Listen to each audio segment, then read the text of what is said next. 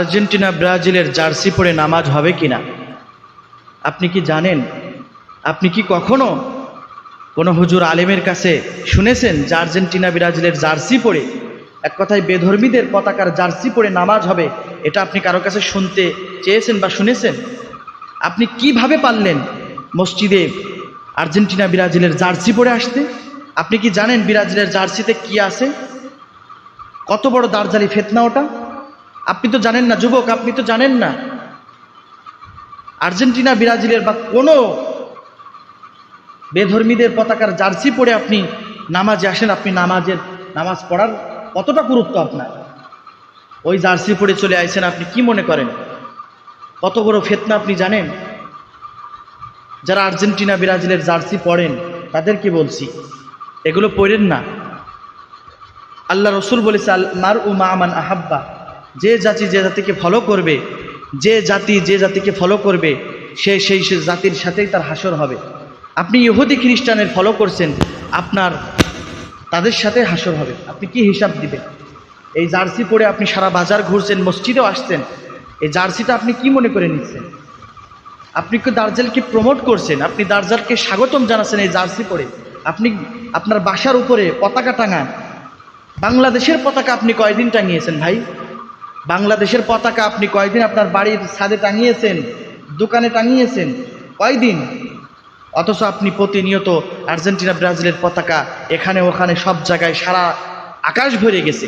এখান থেকে যশোর পর্যন্ত যান ভাই, বাংলাদেশের পতাকা কয়টা পাবেন? হাতে গোনার দুই একটা পতাকা হয়তো পাইতে পারেন, আর সব আর্জেন্টিনা ব্রাজিলের পতাকা।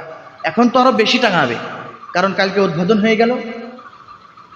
বাংলাদেশের পতাকা আপনি টাঙান না, বাংলাদেশের জার্সি আপনি পরেন না, আপনি ইহুদি খ্রিস্টানের পতাকার জার্সি আপনি শরীরে পরে নামাজে আসেন। আপনার কি অনুশোচনা হয় না? এ কারণে খবরদার, এই কাজটি করা যাবে না। ইহুদি খ্রিস্টানকে ফলো করা যাবে না। ইহুদি খ্রিস্টান আমাদের চিরন্ত শত্রু। তারা চায় না আমরা ঈমান নিয়ে ভালো থাকি, তারা জাহান্নামে যেতে চায়, আমাদেরও জাহান্নামে নিতে চায়। এ কারণে আপনার সন্তান যারা সাপোর্টার আছে তাদেরকে নিষেধ করবেন, বাবা খেলা দেখছো ভালো কথা, তবে খেলা নিয়ে তুমি হই হুল্লো করো না, নামাজ ত্যাগ করো না, তুমি অশ্লীলতা করো না। আমি যদি বলি খেলা দেখা হারাম, তাহলে অনেকে কিন্তু এটা মানবে না। তো খেলা দেখছে দেখুক, যেহেতু খেলা করছে বা দেখুক, সমস্যা নাই। কারণ যে ফিতনার যুগ চলছে, ঈমান রাখা বড় দায়।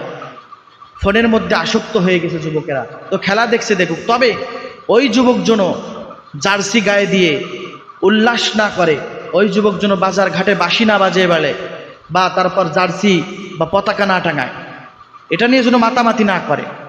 ওই যে দেখলাম এক পাগলের কথা, সে জার্মানির পতাকা টাঙিয়েছে, 7 কিলোমিটার পর্যন্ত একটা জার্মানির পতাকা, নাউজুবিল্লাহ। অথচ বাড়ি খাবার নাই, ঘরে খাবার নাই, কতটা পাগলের পাগল।